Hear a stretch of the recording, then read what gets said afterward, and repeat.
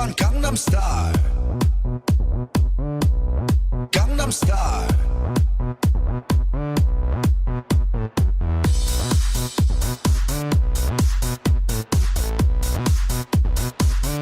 오빤 강남스타일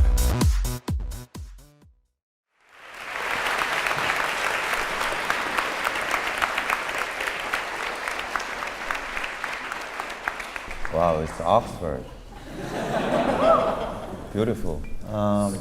So is it fine to wear sunglasses when I make a speech, or should I take it off? It's your preference. What do you want? Keep on. Huh? On? All right. All right, so first of all, before I say it's an honor, it's weird to be here to make a speech at the Oxford Union because, you know, I've been in London like 4 months ago for traveling, and I spent like very, peaceful time. And after 4 months later, I came here and you were taking a picture of me. It's nice. All right, so you know about Gangnam Style, and you know a little bit about my name or my feature or something, but from now on, let me tell you about myself a little bit, and then I think there will be a lot of questions, so I would like to answer each and every one if possible. So from when I was young, when I see the crowd, I was so excited. I didn't know why, but I was so excited. I felt like my blood is boiling, when I saw big crowd. So I was from elementary school to high school for 12 years. I was the leader of cheers, but I was really poor with academics, so not like you guys. So I spent that kind of childhood. When I get 14, 15 years old, there was a program at the Korean national TV, and it's called Global Music Video Panorama, the name of the program. And in that program, when I was 15, I saw a video footage of Queen at the Wembley Stadium, and they sang Bohemian Rhapsody. It was literally shock. First of all, the song itself, it was shock because it was too long and it has too many changes. So I was Korean, I didn't know what the lyrics is about, and I was not familiar with the opera thing. So like slow things going on, and then suddenly it changes to the opera, and it says something Galileo. And then rock goes on, and then slow goes on, and then song's done. I was like, what is that? After I saw that, for 1 year, I didn't listen to the music because it was so sharp and a little bit of scary. After graduating high school, I went to the United States for college, and I spent 4 years there. And at that time, it was year of 96 to 99. That was the first time I did my best in something, make a tracks. And when I was young, I was really good at dancing. So, but not like good looking dancing, but the dancing. So, and my only interest when I was young, my only interest and regarding was to be attractive to the girls. That was the only interest.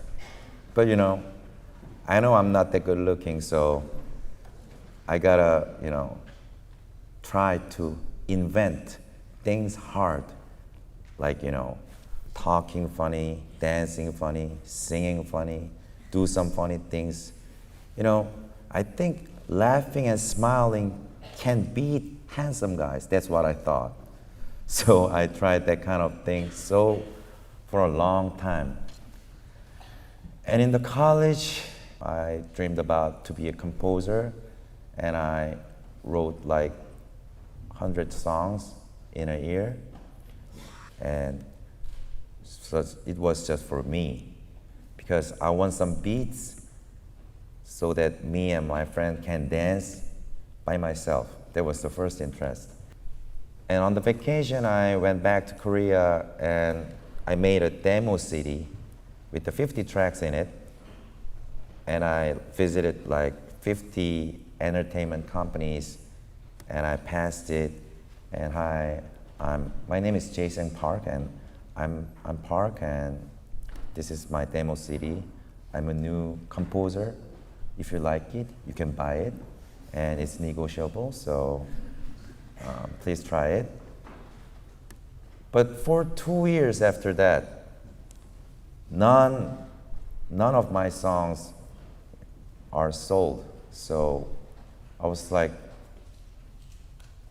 what should I do from now? Because I spent like more than 3 years to be a composer, but I cannot sell any. So what should I do next? So usually, how old are you guys? How old are you? Average? 21, 22? All of you? Because someone doesn't look like so. Okay. So I was 23, and I gotta make a decision at that time. So what should I do next? So go on to be a composer, or should I change, or what? I gotta make a decision at that time, because I have a father and who is really conservative and strict, like strong like iron, So, and personally, we had a family business, and Korea is they have a really hard tradition that, son gotta inherit his father's. And unfortunately, among all the members of the family, I was the only son. So they forced me from my birth. But unfortunately, I was not that kind of kid. So at that year, age of 23, I made my mind to sell my songs to myself. That was the only way. That was the only way to be a composer. So I decided to sell the songs to myself. And like British, United States, Europe, like all over the world, Korea also, singers, entertainers, they are skinny.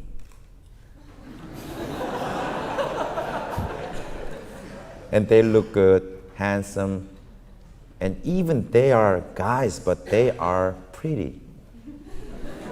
Most of them. So when I made my debut in Korea, it was like disaster. People didn't say, who is that? People said that, what is that?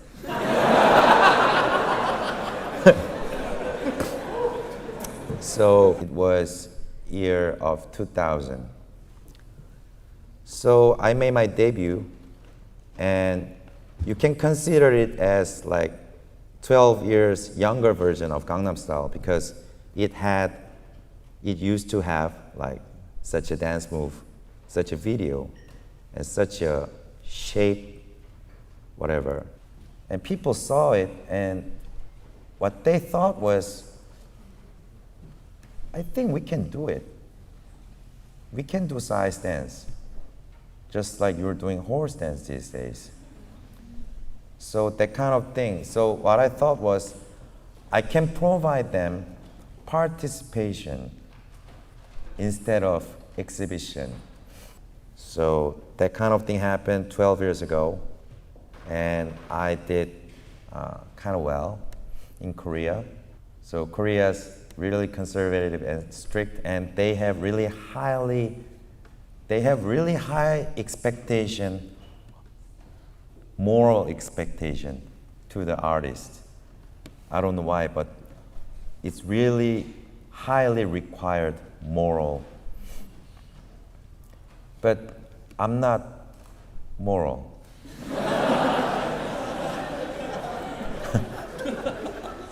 So I think that's not an artist. So last year, what I thought was, I gotta make this 6th album. I gotta go back to the first place when I debuted with funny move, funny song, funny dance, so that people can laugh. Because all over the world, it's economics really horrible right now. And Korea as well was really horrible these days. So what I thought was, as a 12-year-old artist, that was part of my job, to just make fun by music, by dance, by video. So I try to make a song. Honestly, I tried my best to be as ridiculous as possible. And finally I got the song, and it's a song called Gangnam Style. So me and my choreographers in Korea, we spent like more than 30 nights to make the horse dance. It's kind of funny, but still, we were so serious to make that dance. So I released the song and video on 2012, July 15th. And I uploaded this music video on the YouTube just for Korean users. Some Koreans use the YouTube too, so I uploaded for them. And after 10-15 days later of uploading, I am really a huge fan of Robbie Williams, but I don't know why, but Robbie Williams uploaded my video at his blog, and he said something, I can't remember the details, but he said to his fans, when you get tired or something, watch this. So in that kind of things happen again and again and again. So a lot of pop stars, a lot of celebrities all over the world, they started tweet my video on their Twitters. Each and every celebrity has huge followers, and the followers came to the video, and they started make a discussion about what is this guy. So I was like, honestly, what I said was at that time, WTF. What is going on here? What is going on here? And they started make a report about me, such as CNN, such as BBC. After that, I got phone call, and fortunately, I spent my college life in the United States, so I could speak a little bit English. And someone called me, and he said he said, "Hey, are you Sai?" And this was real-time phone call. And I was, "Yes, who are you?" And he said, "My name is Scooter Brown, and I'm Justin Bieber's manager."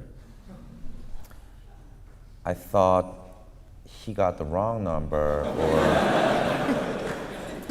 or some sort of spam call, you know. So really, why? I don't know why Justin Bieber's manager gave me a phone call. What I told him at the first place was, "Hey, if you're Justin Bieber's manager, I'm a Justin Bieber. What are you talking about?" So that was our first conversation. And so I asked him, "Prove yourself. If you are Justin Bieber's manager, prove yourself." So he sent me some pictures on email with Bieber. So with that proofs, I called him. First of all, I apologize. And then he invited me to Los Angeles, so I fly to Los Angeles. And at that plane, it takes 10 hours from Korea to Los Angeles. In that 10 hours, I thought too much. I thought a lot of things. Why I'm here, why I'm flying, why Bieber's manager called me, why I'm going there, and what should I do next? Like 13, 14 years ago, failure composer, what should I do next? And I thought about there was like a lot of challenges, a lot of Asian challenges to the Western music market. There was a lot of challenges before. And it was not easy. It didn't seem that easy. They are really trying to pretend they are from West. But we are not from West. I'm from East. I'm from Korea. And what I thought was, all right, I'm not an American, I'm not a British, so I'm not gonna pretend like that. I'm gonna be a Korean. So the first thing I decided was I'm not gonna change the lyrics. That was my first decision. Because if I use English, you can understand, but I think it's not that interesting. Because you already have too many fabulous artists who's using English, and they speak better than I am. But if I speak Korean, even if you don't have any idea about the lyrics, but still, I sound great because I'm Korean. And if I speak Korean, I can be the best at the West. So what I thought was, all right, this is kind of risky, but I'm gonna keep that lyrics and I'm gonna ask Bieber's manager. And after landing, I met him and I asked him, first thing, I want to keep the lyrics. And if you afford it, then let's make a contract. And he said, that's the exact same thing that he thought. So we made a contract and we released worldwide with the Korean. That's not because I love Korea, but because I gotta do what I can do. So I gotta find what I'm good at. So I'm not that good at English. I can, if I speak Korean right now, I can make you cry by laughing in in 15 seconds, I promise. But you know, it's really hard. Do I seem some sort of serious, right? Because I speak English. I don't know why, but if I speak English, I become so serious. I don't know why. You have the chart called official chart, right? Oh? Yeah, official, it's yours, right? Oh, you don't know official? UK official chart. Ah, I see, yes. You know UK official chart. Oh, that's big difference. All right. So, was it like a month ago, I think. Gangnam became #1 at the UK official chart, and with Korean language. So, you know, even if I'm still #2 at the Billboard, it's UK official chart. You know, hometown of commercial music. #1, Asian, Korean, by their own language. So, you know, funny thing is, if I perform this song every time, when I saw the people, I feel happy and sorry. I feel happy because they look so happy. And I feel sorry because they don't have any idea about the lyrics. So, isn't this great? They don't need to know what the lyrics about. So, what I thought was maybe they have their own version of lyrics, each and every one by their own. So, they have their own lyrics until Sexy Ladies. So, after like a couple months from contract, so I'm in Oxford right now, and last 2 weeks I've traveled from Korea to Australia, to United States, to Canada, to France, to here in 2 weeks. And I am really a heavy smoker, and I gotta take a plane a lot. It's like torture, you know? You know, I'm kind of a famous guy, so I cannot try to smoke at the restroom or something. So it's like torture because it takes like 10 hours, 15, 10, 15. So, and like jet lag.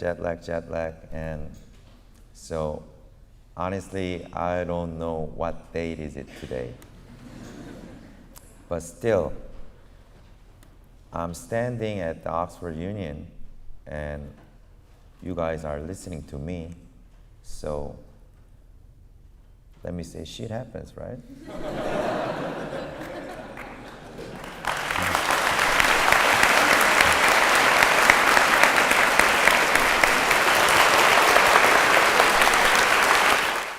Say that maybe what Sai has been able to achieve could inspire other people who have been hoping to break into the entertainment industry in Korea. But Sai, do you think that?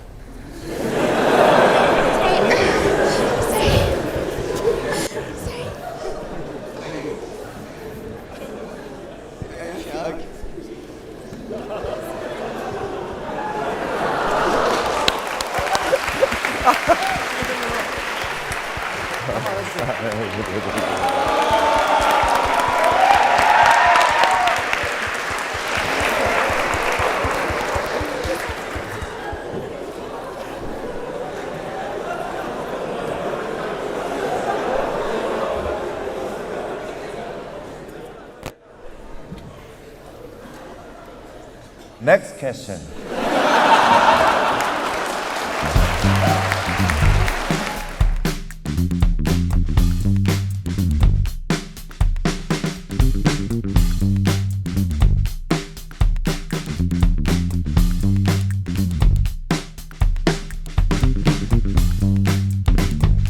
Thank you.